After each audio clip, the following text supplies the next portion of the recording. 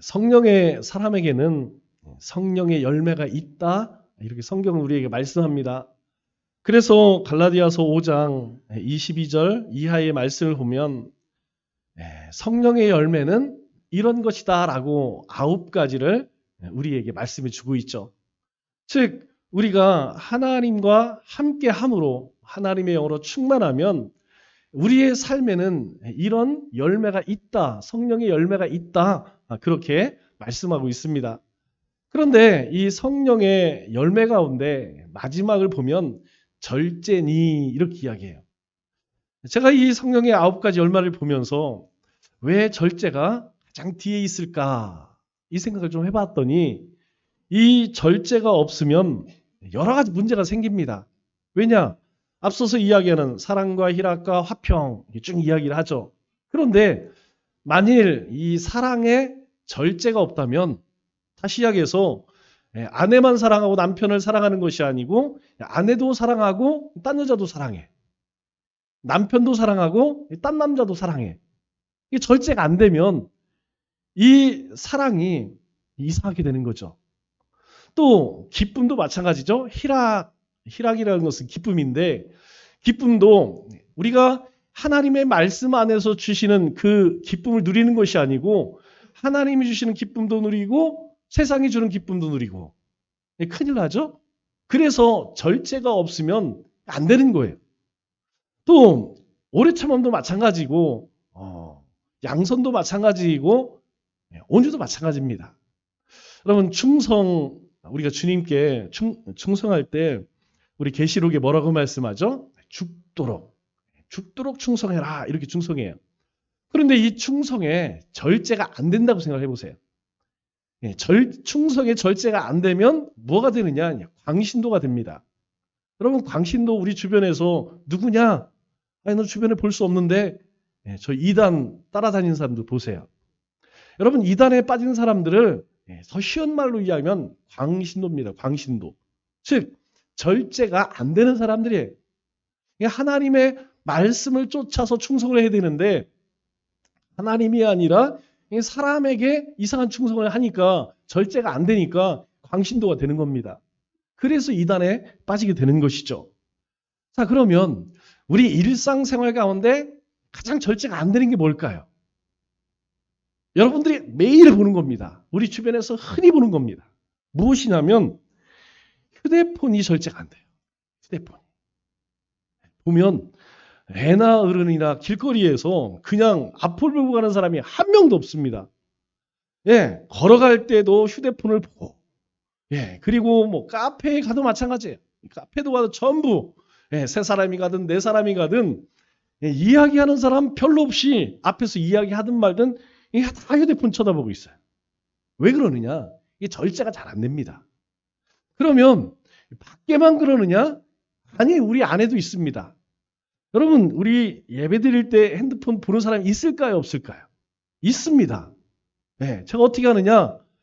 앞에서는 몰라요. 그런데 종종 저에게 찾아와서 광고 좀 하세요, 목사님. 예배 시간에 휴대폰 좀 안 보게 해주세요. 거슬려 죽겠어요. 막 이런 얘기 하시는 분들이 있어요. 근데 제가 한 번도 얘기 안 하죠. 왜 얘기를 안 하느냐? 이건 신앙의 문제입니다. 신앙의 문제. 예배에 대해서 기대감 없이 여러분 잔소리 한다고 안 볼까요? 그거 안 보면 딴 생각 하겠죠. 우리가 예배에 늦게 오는 건 용서가 돼도 용서 안 되는 게 뭐라고 그랬어요? 아무 기대감 없이 사모함 없이 드리는 예배. 여러분 하나님이 기뻐하실까요? 그래서 이것은 신앙이 병들고 있다는 거예요. 혹시 여러분 가운데에서 예배 시간에 내가 휴대폰을 안 보면 예배를 못 드릴 것 같아. 이게 병든 겁니다. 빨리 본인 스스로 깨달아 돌이켜야 돼요. 그것을 돌이키지 못하면 심각한 문제가 생깁니다. 우리 새 정부가 출범한 지 15일 만에 엄청난 정책을 내놨죠. 그게 뭐냐면 추경 예산으로 30조 5천억을 의결을 했어요. 이제 국회 통과만 하면 집행이 되겠죠. 그 가운데에서 13조 2천억을 소비 쿠폰을 준대요. 전 국민 차등으로 잘 사는 10%는 뭐 조금 보통은 25만 원 쿠폰을 준다고 합니다. 좋죠, 뭐 준다는데. 그런데 또 한 가지는 빚진 사람들, 빚 있죠? 그런데 113만 명의 빚을 탕감해 준다. 너무 좋습니다. 저도 신협에 빚이 있는데 탕감해 줄지 대상이 될지 안 될지는 모르겠지만 됐으면 좋겠어요. 그런데 문제는 뭐냐? 돈이 어디서 나오냐는 것이죠. 이 재정을 어떻게 할 것이냐? 지금도 나라 빚이 1,300조 정도 된대요. 여러분, 이 국가 빚은 누가 갚아야 할까요? 바로 국민과 우리 미래 세대들이 갚아야 할 몫이라는 것이죠. 또 한 가지 큰 문제는 이렇게 전 국민에게 돈을 주면 좋아요. 저도 좋습니다. 빚 탕감이면 참 좋죠. 두 가지 심각한 문제가 뭐냐면 첫째는 돈이 풀리면 그와 함께 물가가 오르죠. 뭐 여러분들도 아시잖아요. 지금 물가가 얼마나 많이 오른지. 그런데 이렇게 또 돈이 풀리면 그만큼 돈의 가치가 떨어져서 그동안 올리지 못했던 가격들이 또 올라갑니다. 인플레이션 된다는 것이죠. 또 한 가지는 도덕적 해이라는 것이죠. 야, 내가 수고 안 해도 이렇게 돈을 빚을 탕감해 주는구나. 제가 더 놀라운 건 뭐냐면 제가 원주로 들었어요. 원주에서는 성매매 하시는 분들, 그분들 아파트를 하나씩 해준다. 뭐 이런 얘기를 또 나왔대요. 여러분 예전에는 몸이 팔려서 살기 어려워서 빚져갖고 몸을 어쩌없이 팔려가서 그렇게 그런 일에 종사하지만 여러분 그런 지금 이 시대는 그런 사람이 별로 없습니다. 물론 있겠지만 대부분은 자신들을 스스로 하는 사람들이죠. 인권의 이름으로 얼마나 좋아요. 이 어려운 시대에 집 한 채씩 주면 참 좋죠. 그래서 또 한쪽에서 특별히 젊은 사람들 중심으로 거부 운동을 한답니다. 우리는 받지 않겠습니다. 그렇게 거부 운동을 한다는 것이죠. 또 이 일로 인하여서 분명 또 나뉘어지게 될 것입니다. 또 진보와 또 그렇지 않은 사람들끼리 또 싸움이 나겠죠. 그러면 우리가 궁금한 게 그런 거예요. 왜 이런 포퓰리즘 정책을 포기하지 못할까? 제가 가만히 생각을 해보면 첫째로는 대중의 인기를 얻어야죠.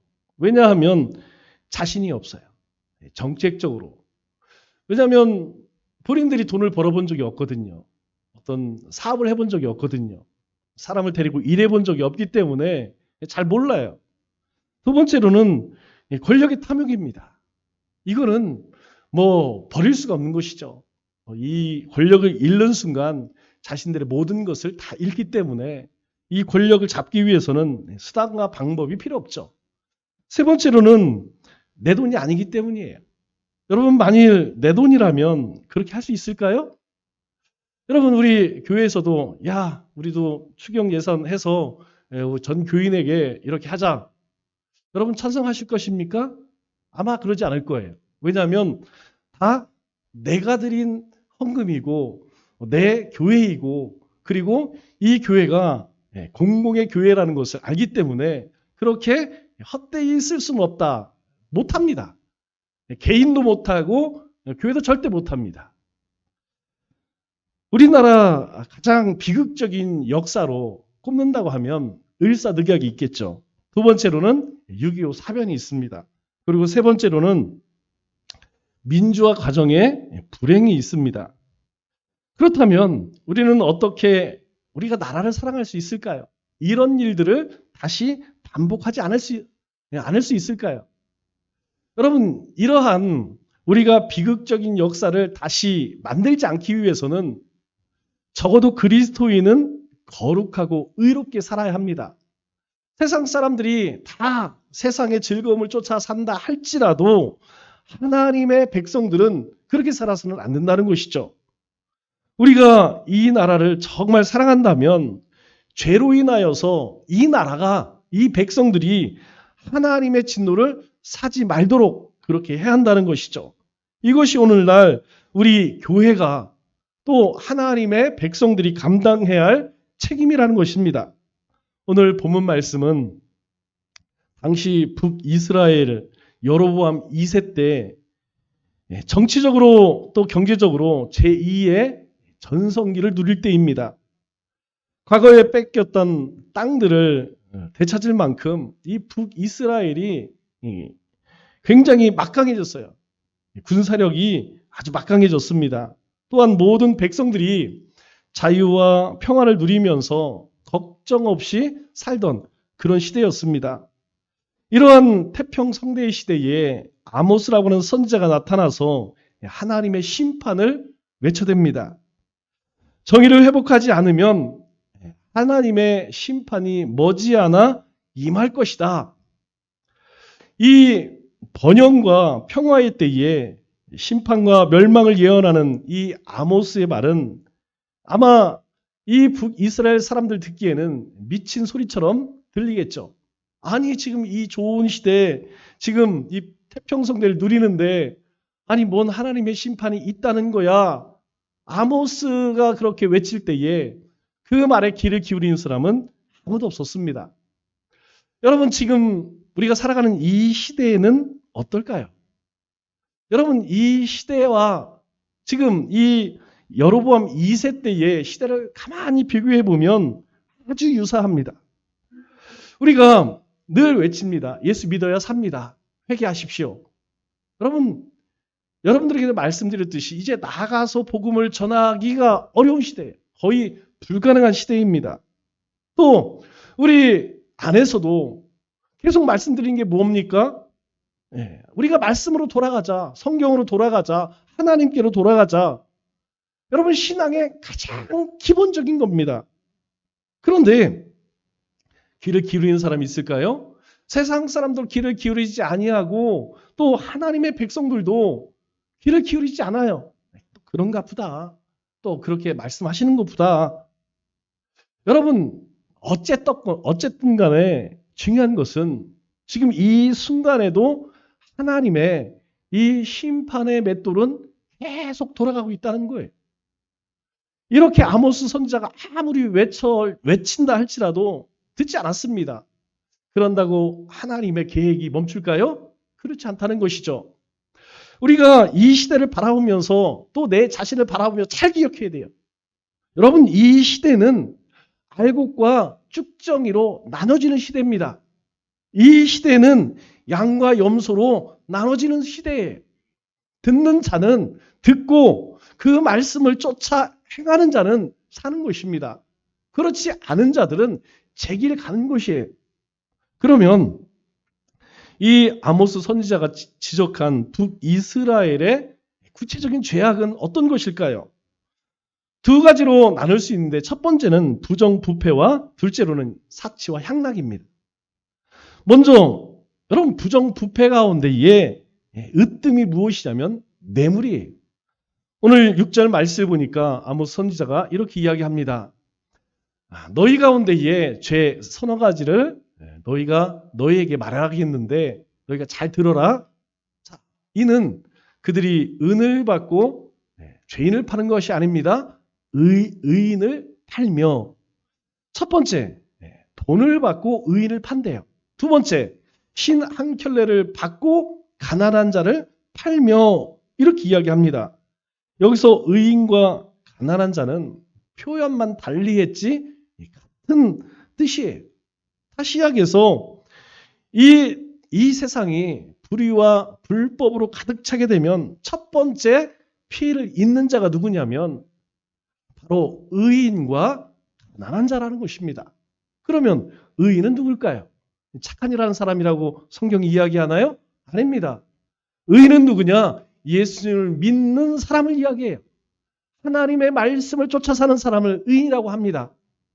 이 당시에도 하나님을 경외하는 사람이 첫 번째 해를 입었어요. 그리고 가진 것 없는 가난한 자가 큰 피해자가 되었다는 것이죠. 당시 이 지배 계층에 있던 사람들은 하나같이 이 뇌물에 눈이 어두워졌다는 것이죠. 여러분, 뇌물과 선물의 차이가 뭐라고 했죠? 대가성입니다. 여러분, 대가가 없으면 선물이고 대가가 있으면 뇌물이라고 이야기를 하죠. 우리가 생일날 우리의 자녀들에게 부모님들에게 선물을 합니다. 여러분 대가를 바라고 합니까? 아니에요. 고마워서. 감사해서 드리는 것이죠. 그러나 문제는 이 뇌물을 주었을 때에 뭔가 이 뇌물에 상응한 그런 대가를 원하면 그때부터는 모든 일들이 어그러진다는 것이죠. 문제가 생긴다는 것입니다. 모든 사람들, 여러분 우리도 마찬가지예요. 모든 사람은 한번 돈 맛을 알게 되면 양심의 감각이 점점 둔해집니다. 제가 늘 말씀드리죠. 먹은 놈이 물키는 거예요. 뭐든지 내가 먹게 되면 그 다음에는 목이 마른 거예요. 그래서 한번 이 발목을 잡히면 여러분 이 덫에서 나오기가 아주 어렵습니다. 돈이면 원하는 대로 내가 원하는 거 다 될 수 있다. 그렇게 살아가는 인생은요. 쓰레기 같은 인생입니다. 그래서 하나님께서는 그들에 대해서 뭐라고 책망하십니까? 7절 말씀을 보니까 그들에게 이렇게 이야기하죠. 힘없는 자의 머리를 티끌 먼지 속에 발로 밟고 연약한 자의 길을 굳게 하며 아버지 아들이 한 여자 여인에게 다니며. 여러분 이 말을 정리하면 약한 자들을 핍박하고 불의를 행하고 이 음행에 헤어나지 못한다는 거예요. 여러분 이 세 가지는 하나님이 가장 미워하시는 거 아닙니까? 하나님께서 이 성경의 모든 말씀을 통해 사람을 핍박하고 불의를 행하고 이 음행에 빠진 사람을 그냥 지나친 경우가 없어요. 대표적인 거 누굽니까? 소돔과 고모라예요. 소돔과 고모라가 왜 멸망당했습니까? 이거 행하는 의인 10명이 없다는 거예요. 이것을 말하는 의인 10명이 없었기 때문에 멸망당했다라고 이야기합니다. 늘 우리가 기억해야 할 것은 우리가 신앙생활, 믿음생활 잘하는 것보다 뭐가 중요하다고요? 바르게 중요한 겁니다. 바르게 해야 합니다. 잘하는 게 중요한 게 하지 않아요. 바르게 하는 것이 중요하다는 것이죠. 그런데 잘하지도 못해. 거기에다가 바르게 하지도 못해. 여러분 심각한 것이죠. 우리 신앙은 목적보다 과정이 중요하다고 말씀합니다. 우리는 이미 예수 그리스도를 믿을 때에 구원을 얻었어요. 하나님이 우리에게 선물로 주셨습니다. 그러면 우리가 어떻게 살아야 합니까? 하나님의 백성으로서 사는 것이죠. 왜 우리가 속이지 않습니까? 왜 정직하게 삽니까? 우리가 왜 바르게 삽니까? 하나님의 백성이기 때문이에요. 더 이상 죄의 매인, 더 이상 사단의 종이 아니라 하나님의 백성이라는 거예요. 하나님 나라의 백성이라는 거예요. 그래서 우리는 그렇게 행하지 않는다는 것입니다. 우리가 예수님을 믿는다고 말하면서 삶으로 행하지 아니하면 여러분 그것보다 더 추한 게 있습니까? 여러분 우리가 주변에서 많이 보잖아요. 많이 가진 사람들이 많이 베풀면 칭송받습니다. 노블리스 오블리제라고 하죠. 그만큼 가졌기 때문에 가진 만큼 그 가진 것을 가지고 가치 있게 사용하면요. 아무도 욕하지 않습니다. 그런데 가진 것을 가지고 자랑질하니까 사람들에게 미움받는 것입니다. 경멸당하는 것이에요. 마찬가지입니다. 우리가 구원을 얻었다고 하면서 하나님의 백성이라고 하면서 하나님의 백성답게 살지 못하면 조롱거리로 전락될 수밖에 없는 것이죠. 두 번째 부정부패는 착취입니다. 우리 8절 말씀을 보니까 이렇게 말씀하죠. 모든 제단 옆에 저당 잡은 옷 위에 누우며 그들이 신전에서 벌금으로 얻은 포주주를 마시민이라 이렇게 말씀합니다. 여기서 제단과 신전이라는 표현은 당시 이 권력자들 대부분이 누구였느냐? 바로 종교 지도자였다는 것을 알게 되죠. 이 권력과 종교 지도자들의 관계는 뗄래야 뗄 수 없는 관계입니다. 그래서 그들은 이 가난한 자들에게 착취한 것들을 어디에서? 바로 하나님의 전에서 예배하는 자리에 쌓아놓고 그 불을 누렸다는 것이죠. 뭘 얘기합니까? 바로 신앙의 타락을 이야기하는 것이죠. 여러분 가장 꼴보기 싫은 것이 뭐 많이 있겠지만 이 종교인의 타락보다 더 꼴보기 싫은 게 없어요. 얼마나 추한지 모릅니다. 절로 고개가 돌아가요. 신앙, 우리 기독교뿐만 아니라 다른 종교도 마찬가지입니다. 여러분, 우리가 식당 가서 이 승려들이 삼겹살 꺼먹는 모습을 보면 아이고 뭐 먹고 싶겠지. 여러분 그렇게 생각됩니까? 여러분 그것보다 추한 게 없어요. 마찬가지입니다. 하나님의 백성답게 살지 못하면 그것보다 보기 싫은 게 없다는 것이죠. 그 당시에는 이 한 벌로 평생을 입어야 할 만큼 외투가 굉장히 귀했습니다. 사람들은 빛에 쪼들리거나 또는 가족들이 굶주리게 될 때에 가장 자기가 팔 수 있는 게 뭐냐면 이 외투밖에 없어요. 그래서 이 외투를 맡기고 돈을 그렇게 꾸게 되었죠. 그런 의미에서 이 외투를 내주는 것은 자기에게 있는 모든 것을 몽땅 내주는 것과 같다는 것이죠. 그러나 하나님께서는 이와 같이 궁핍한 사람들, 가난한 사람들, 그들을 외면하지 않으시고 안전장치를 두셨어요. 우리 출애굽기 22장 26절 말씀을 보면 하나님께서 이제 가나안 땅을 들어갈 이스라엘 백성들에게 이렇게 말씀하십니다. 내가 만일 이웃의 옷을 전당 잡거든 가난해서 궁핍해서 어쩔 수 없이 그렇게 옷을 맡기거든 해가 지기 전에 그에게 돌려보내라. 저당 잡으라는 거예요. 그러나 해가 져서 그 사람이 잠을 자야 되는데 여러분 가난한 사람들이 뭐가 있겠습니까? 우리 생각에는 뭐 집에 없는 것이 없으니까 뭐 무슨 걱정이겠어요. 그러나 우리가 선교지에 가보면 여러분 이 모습을 봅니다. 우리가 이 동남아나 아니면 저 아프리카에 가면 여러분 이 우리 생각에는 왜 집에 뭐 쿠크가 없어 이해가 안 되죠. 왜 냉장고가 없어 에어컨이 왜 없어 이해가 안 됩니다. 가보면요 집 안에 냄비 하나 딸랑 있어요. 냄비 하나. 가재도구가 없습니다. 그냥 손으로 먹고 물 퍼올 그릇도 없어서 그냥 플라스틱 바가지에다가 물 떠다가 흙탕물 먹어요. 여러분 가난한 사람에게 이 옷 한 벌은 전부라는 것이죠. 그래서 하나님께서 너희가 나중에 약속의 땅에 들어가면 가난한 사람들 옷을 저당 잡되 해가 지기 전에 그들이 밤에 떨면서 그렇게 밤을 지새우지 않도록 돌려줘라. 하나님이 그렇게 율법으로 말씀하십니다. 그뿐만이 아니에요. 이 가난한 사람이 옷까지 저당 잡히고 나면 그 다음에 여러분 어떻게 살아갑니까? 결국은 이 벗은 몸으로 살아갈 수밖에 없다는 것이죠. 그들에게 마지막 남은 방법이 있다면 뭐예요? 남은 게 몸밖에 없으니까 몸 파는 것이죠. 비참하게 되는 것입니다. 가난한 사람들이 이러한 사정을 악용해서 이 권력자들, 앞서 이야기한 이러한 사람들은 헐값에 그러한 사람들 몸을 사는 거예요. 다시 이야기해서 노예 삼았다는 것입니다. 그래도 좀 남자는 낫죠. 노예 돼서 밥은 먹여주니까. 그런데 여자는 여러분 더 비참해져요. 여인들은요. 성매매하는 그렇게 팔려가는 거예요. 그리고 더 나가서 뭐라고 이야기합니까? 그들이 찌꺼기 밑까지 돈을 받고 팔았다. 그렇게 이야기합니다. 우리나라가 여러분 망하지 않으려면 우리가 세상에 나서서 바로 이와 같은 사회 악을 막아야 합니다. 우리부터 이와 같은 악을 버려야 한다는 것이죠. 우리 안에 이러한 악한 모습들, 죄된 모습들을 버려야 한다는 것입니다. 교회 안에 이 경건의 가면을 쓰고 착취를 일삼는 자들이 발을 붙이지 못하게 해야 합니다. 선거 때 보면 제발 교회 기좀 안 했으면 좋겠어요.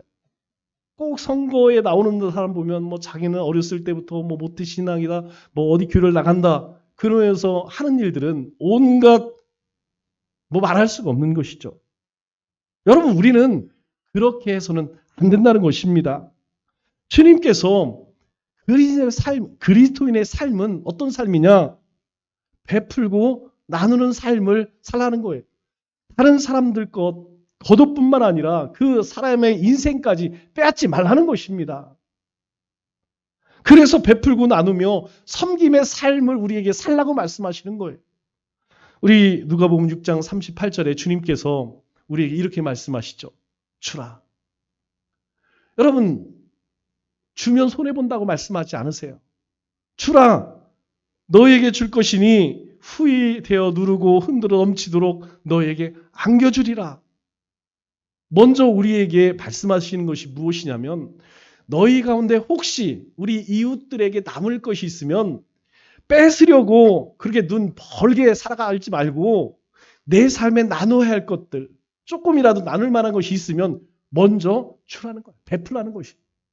그러면 그 자리를 하나님께서 후히 되어 누르고 흔들어 넘치도록 채워주신다고 말씀합니다. 약속이에요. 이건 하나님의 약속입니다. 세 번째로 이들의 부정부패는 상도덕의 문란이었습니다. 우리 아모스 8장 5절 말씀을 보면 이렇게 이야기하죠. 월삭이 언제 지나 우리가 곡식을 팔며 안식일이 언제 지나 우리가 밀을 내게 할꼬라고 하면서 에바를 작게 하고 세계를 크게 하여 거짓 저울로 속이며 라고 이야기합니다. 여러분, 에바라는 것은 되를 이야기를 해요. 우리도 지금은 쓰지 않지만 시장 가면 지금도 써요. 이 대박이 있습니다. 한 대, 두 대. 또 우리가 저울로 달아서 이렇게 팔게 되죠. 그런데 이걸 바꿨다는 거예요. 이 대박 크기를 바꾸고 추의 무게를 바꾸었다는 것입니다. 뭘 얘기해요? 바로 기준을 바뀌었다는 것이죠. 속이기 위해서, 다른 사람을 속여서 이득을 얻기 위해서 그렇게 속였다는 것입니다. 여러분, 속이는 것은 어떤 문제를 만들게 되느냐? 불신 사회를 만들어요. 여러분, 우리가 한 번, 두 번 그럴 수 있지. 그러나 계속 반복하게 되면 여러분 사람을 믿을 수가 없습니다. 우리가 누군가에게 호되게 한번 속게 되면 여러분 속아서 돈 잃는 게 문제가 아니에요. 그 사람은요 평생 동안 사람을 믿지 못합니다. 항상 의심하죠. 저 사람이 또 나를 속여서 뭘 또 뺏어갈까. 여러분 만나는 모든 사람들을 심지어는 여러분 신앙생활도 안 돼요. 그런 트라우마가 있는 사람들은 신앙생활 하면서도 늘 어떤 마음을 갖고 있느냐. 하나님이 뺏어간다. 교회가 뺏어간다. 목사가 뺏어간다. 여러분 그런 트라우마를 갖게 되는 것이죠. 한마디로 해서 이 사회가 불신밖에 할 수 없는 그런 사회를 만든다는 것입니다. 여러분 그러면 세상 사람들은 그렇다 치고 우리는 어떻습니까? 우리는 얼마나 정직하고 진실하게 살아가고 있는가 하는 것이죠. 세상 사람들이 다 그렇게 부정직하게 살아간다 할지라도 그리스도인인 하나님의 자녀인 우리는 그냥 그렇게 살아서는 안 된다는 것이죠. 만일 그런 일을 겪으면요. 우리는 그냥 손해 봐야 합니다. 여러분 억울한 일 많이 있죠. 그러나 하나님께서 그걸 아신대요. 하나님이 갚아주신대요. 우리가 세상 살아가면서 눈 감고 아무도 안 봤지 모르겠지 그렇게 해서는 안 된다는 것입니다. 우리 에베소서 5장 9절 말씀 제가 자주 쓰는 말이고 참 좋아하는 말씀이에요. 왜 이렇게 살지 못하니까. 그런데 여러분 빛의 열매는 모든 착함과 의로움과 진실함에 있느니라. 여러분 빛된 자녀의 삶의 열매는 세 가지래. 우리가 하나님의 빛된 자녀. 여러분 우리는 빛된 자녀가 될 수 없어요. 일어나 빛을 발하라. 우리가 무슨 재주가 있어 빛을 발하겠습니까? 그런데 말씀하시잖아요. 내 빛이 이미 우리에게 이르렀대요. 여러분 빛이 누굽니까? 예수님이에요. 빛이 우리에게 이르렀고 하나님의 영광 하나님께서 우리 가운데 임하셨답니다. 우리는 빛을 발할 수 없는 존재이지만 하나님과 그리스도가 이미 우리 가운데에 임지에 계시대요. 그래서 우리가 빛된 자녀의 삶을 살 수 있다라고 말씀합니다. 그래서 우리의 삶의 열매가 무엇이냐? 착함과 의로움과 진실함이라는 거예요. 왜 우리가 착하게 살아야 되느냐? 여러분 우리가 착해서 착하게 살 수 있는 게 아니라는 것이죠. 하나님이 나와 함께 하시기 때문에 착하게 살라는 거예요. 하나님이 나와 함께 하기 때문에 의로움을 쫓아 의롭게 살라는 것입니다. 하나님이 나와 함께 하시기 때문에 진실하게 살라는 거예요. 우리가 그렇게 살지 못하면 누가 근심합니까? 우리 안에 계시는 하나님께서 우리 주님께서 근심한다는 거, 염려하신다는 거예요. 여러분, 우리가 진실하지 못하면 우리의 삶에 치명적인 문제가 생깁니다. 그 치명적인 문제가 무엇이냐면 첫째로 회개 못합니다. 내가 진실하지 못하면 나 혼자 잘 먹고 잘 살지. 천만의 말씀이에요. 여러분, 우리가 진실하지 못하면 하나님 앞에 진실할 수가 없어요. 하나님 앞에 진실할 수 없으면 내 죄를 하나님 앞에 내어놓지 못한다니까요. 뭐 하냐면 핑계대요, 핑계. 하나님 어쩔 수 없었어요. 여러분, 그것이 용납될까요? 예, 사람에게는 될지 몰라요. 사람에게는 적당히 덮고 넘어갈 수 있겠지만 하나님 앞에서는 안 됩니다.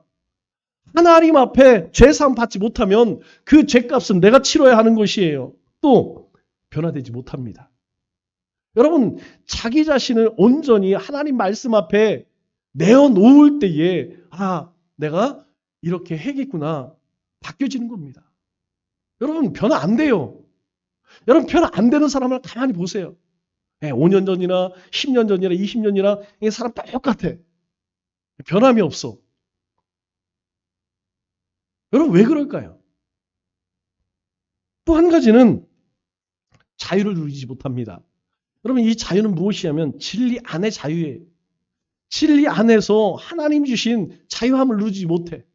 그러니까 항상 마음에 분노가 쌓이고 염려와 근심과 누군가 비판하고 정죄, 본인이 더 괴로워요. 여러분, 우리가 착함과 의인과 진실함의 삶을 살지 못하면 다른 사람이 괴로운 것이 아니고 우리 자신이 괴롭다는 것이죠. 여러분, 세상에 거짓이 성행할수록 그것을 막아야 할 책임은 더 막중하다는 것입니다. 예수님을 믿는 우리가 정직해야 합니다. 우리가 진실해야 하고 우리가 의롭게 살아야 합니다. 그런데 세상은 그렇게 우리가 살 때에 변화되는 것이에요. 우리가 그렇게 살 때에 세상이 바뀝니다. 우리 수중 정화 식물이 있어요. 크게 세 가지가 있죠. 다시 물을 깨끗게 하는 식물, 우리가 불의 옥잠이라고 하죠. 또 개구리밥, 그리고 연꽃이 있습니다. 이게 대표적인 수중 정화 식물이에요. 이 식물들은요, 맑은 물에 살지 않습니다. 더러운 물에 이 식물을 키우면 그 스스로 물을 깨끗게 해요. 여러분, 이 세상을 정화시킬 수 있는 존재가 누굴까요? 정치인입니까? 경제인입니까? 아니에요. 그리스도인입니다. 하나님께서 우리에게 분명히 말씀하셔요. 너희는 세상의 빛이요. 너는 세상의 소금이라 이렇게 이야기합니다. 다시 이야기해서 세상 정화 식물로 우리를 하나님 부르셨다는 것입니다. 그래서 우리가 하나님의 빛된 자녀로 살아가야 한다는 것이죠. 그러므로 누가 정신을 차려야 할까요? 우리가 정신 차려야 합니다. 그리스도인이 정신을 차려야 합니다. 우리 아모스 2장 5절 말씀을 보면 우리에게 이렇게 이야기하죠. 내가 유다에 불을 보내리니 예루살렘의 궁궐을 사르리라. 여러분, 북이스라엘만 그런 것이 아니에요. 스스로 자부했죠. 우리는 정말 하나님의 축복, 하나님의 장자, 저 북이스라엘은 하나님의 벼락을 맞아도 싸지만 우리는 그렇지 않을 거야 라고 했던 남유다도 다를 것이 없다는 거예요. 여러분, 우리가 항상 그런 생각 많이 합니다. 저 하나님 없는 저 세상 불의를 행하는 저 악한 자들, 하나님의 언젠가 심판이 있을 거야. 그런데 하나님 뭐라고 말씀하세요? 내가 유다에도 불을 보내리니 너희가 믿는, 너희가 그렇게 사랑하는 예루살렘의 궁궐들도 다 사르리라. 저 세상이 망하면, 이 나라가 망하면 여러분, 우리는 안전할까요? 우리는 행복을 누릴 수 있을까요? 아니라는 것입니다.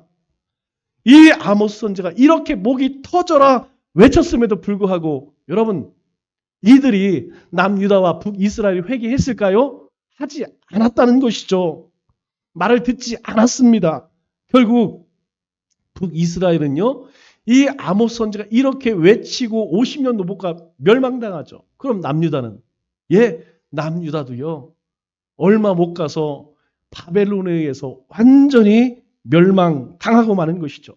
그러면 그렇게 부정축제로 재산을 모으고 가난한 사람을 착취했던 사람들은 다 어디 갔을까요? 또 혁치와 향락을 누렸던 바산의 암소들은 다 어디 갔을까요? 우리 7장 11절 말씀을 보니까 성경이 이야기해요. 여호와께서 이와 같이 말씀하시기를 네 아내는 성읍 가운데 창녀가 될 것이요 내 자녀들은 칼에 엎드려지며 내 땅은 측량하여 나누을 것이며 너는 더러운 땅에서 죽을 것이요 이스라엘은 반드시 사로잡혀 그 땅에서 떠나리라. 아니 그렇게 부정축제에서 많이 모았으면 남의 거 많이 착취했으면 잘 먹고 잘 살아야지. 그럴 수 없다는 것입니다. 결국 얻는 거 하나 없이 하나님 앞에 죄악만 쌓았다는 거예요. 우리가 세상 가운데 왜 거룩하게 살아야 하느냐? 왜 나라 민족을 위해서 우리가 기도해야 하느냐? 다른 것이 아닙니다. 우리가 이것을 막지 못하면, 우리가 그렇게 살아내지 못하면, 여러분 북이스라엘처럼 북이스라엘이 아수르에 의해서 아시죠? 완전히 흩음당한 것처럼 남유다가 바벨론에 의해서 돌 위에 돌 하나 남지 않고 성전이 무너지고 포로로 끌려간 것처럼 그 비참함을 당할 수 있다는 거예요. 그래서 하나님이 우리에게 뭐라고 말씀하십니까? 우리 아모스 5장 15절에 너희는 악을 미워하고 선을 사랑하며 성문의 정의를 세우라 이렇게 말씀하세요. 악을 미워하라는 것입니다. 여러분 악을 미워하라는 거예요. 그리고 선을 사랑하며 정의를 행하라 이렇게 말씀합니다. 사도 바울이 우리에게 뭐라고 권면합니까? 우리 로마서 12장 21절에 악에게 지지 말고 선으로 악을 이기라 이렇게 이야기합니다. 우리가 탄식만 하고 있어서는 안 됩니다. 세상의 죄만 정죄하고 있어도 안 되는 것입니다. 비난할 필요도 없죠. 왜 그렇습니까? 우리도 찬란 곳이 없는데 뭘 얘기하겠습니까? 그러므로 우리가 이 무너진 하나님의 공의와 정의를 바로 세워야 합니다. 이 일에 우리가 앞장서야 합니다. 내가 변하면 세상이 변하는 것입니다. 말씀을 맺겠습니다. 여러분 우리 주변을 돌아보시기 바랍니다. 그리고 우리가 할 수 있는 일이 무엇인지 찾아보시기 바랍니다. 그리고 우리 스스로 악은 그 모양이라도 버려야 합니다. 더 나아가 선을 행하되 낙심하지 말고 착함과 의로움과 진실함의 삶을 살아야 합니다. 이 한 주간도 이 어두워진 세상의 빛으로 썩어져가는 세상의 소금으로 우리에게 주신 사명을 믿음으로 온전히 감당하는 우리 믿음의 권속들 되시길 주님의 이름으로 축원합니다.